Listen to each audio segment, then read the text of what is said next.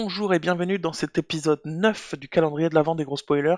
Aujourd'hui, on va vous parler de Radiant, un animé qui est relativement récent.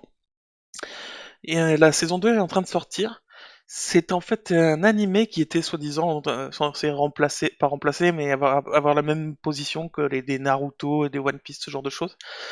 Pour moi, c'est un peu différent, mais c'est quand on a passé les quelques, allez, la première moitié de la saison 1, ça prend vraiment en ampleur et en consistance. En fait, c'est dans un monde, 45 secondes pour en arriver là, c'est c'est dans un monde où il y a que des îles flottantes dans l'air, on sait pas pourquoi.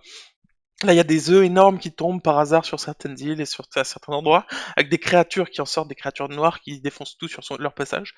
Et les gens qui les touchent, ou qui se font toucher, deviennent infectés et peuvent utiliser la magie. Du coup, il y a beaucoup de magiciens, mais tous ceux qui sont infectés sont considérés comme des moins que rien, comme des infectés, quoi. Donc il faut les rejeter, quoi.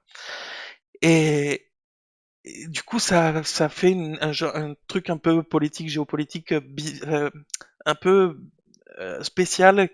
C'est assez intéressant de ce point de vue-là quand on passe les épisodes qui servent à rien, qui sont juste pour distraire dans la première saison. Mais même dans la deuxième saison, en plus, ça prend vraiment en ampleur avec vraiment des enjeux, je sais pas, franchement, elle est pas mal. Il faut se forcer un petit peu dans la saison 1, je trouve, mais elle est vraiment pas mal. Je vous conseille de la regarder. OK. OK. Bah, écoute, pourquoi pas? Pourquoi pas, pourquoi pas? Je sais que ça a été diffusé sur Game One et que ça a pas mal marché, semble-t-il. Ouais, tout à fait. Du coup, on va se retrouver demain pour le prochain numéro. Bisous! Eh oui. Bisous.